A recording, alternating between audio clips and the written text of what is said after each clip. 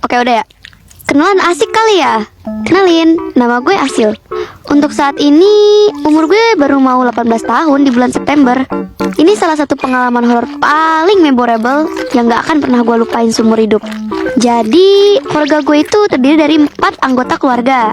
Ada bapak, ibu, gue, dan adik perempuan yang beda umurnya tuh sekitar 9 tahun.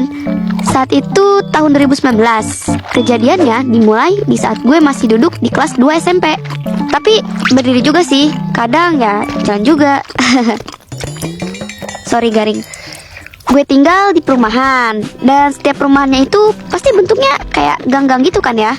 Nah, di gang gue tuh ada satu kontrakan yang kosong, pemiliknya tinggal di luar kota. Waktu itu ada mas-mas 2 orang yang akhirnya ngisi kontrakan itu, sama ada satu cewek dewasa dan satu ibu-ibu gitu. Jadi totalnya ada 4 orang. Awalnya tuh orang yang ngontrak sih normal-normal aja ya, tapi lama-lama kok kayak sus banget. Mulai dari si cewek dewasa dan si ibu-ibu itu, mereka tuh kalau kontrakan pas cuma weekend doang, dan cuma beberes-beres teras kontrakan. Abis itu mereka berdua gak pernah tuh nginep di kontrakan. Yang lebih susnya lagi, mas-mas 2 orang itu cuma datang ke kontrakan tiap jam 11 malam doang. Dan setelahnya mereka pergi entah kemana. Dipakai buat skibidi kali. So, kontrakan itu hampir gak ditempatin gitulah pokoknya. Pernah suatu malam, ibu gue dan tangga tuh lewat depan kontrakan itu. Terus, ibu gue cerita kalau dia nyium bau kemenyan dari kontrakan itu, woi. Baunya menyeruat secara tiba-tiba. Cuma, saat itu ibu gue tetap positive thinking aja dan berusaha cuek. Sebenarnya sih sah-sah aja ya ngontrak tapi nggak ditempatin gitu, kan hak mereka juga. Tapi ini kelewat aneh. Mereka hampir gak pernah berbaur sama tetangga di sini. Sampai suatu saat nih, si mas-mas 2 orang penghuni kontrakan ini udah telat bayar kontrakan selama 2 bulan. Dan listriknya juga jarang dibayar.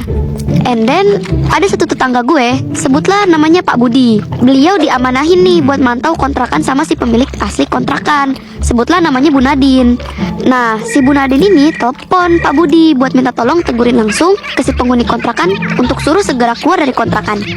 Dan ya, Pak Budi lakuin dari chat WA sampai telepon. Awalnya si penghuni kontrakan ini tuh kayak susah banget dihubungin. Ya kayak ngilang-ngilang gitu deh. Tapi tiba-tiba 8 September 2019 sore hari, Pak Budi nyamperin si penghuni kontrakan.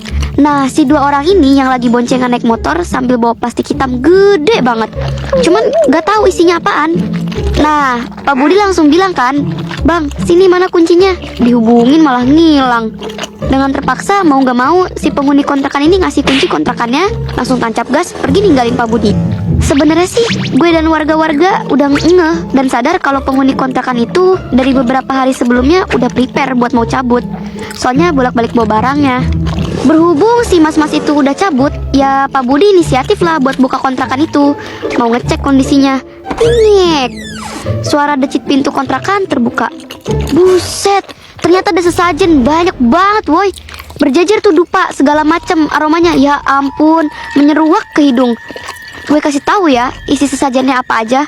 Mulai dari kopi, buah, makanan asin, sampai ada sisir, kaca, bahkan lipstik juga ada di sesajen itu. Gak cuma itu aja, di dalamnya ada kasur bayi, guling bayi, bantal bayi, mainan yoyo, kepiting mainan yang ada di baskom kecil isi air, dan ada juga dot bayi. Pak Budi akhirnya langsung manggil salah satu tetangga gue. Sebutlah dia Pak Jeki.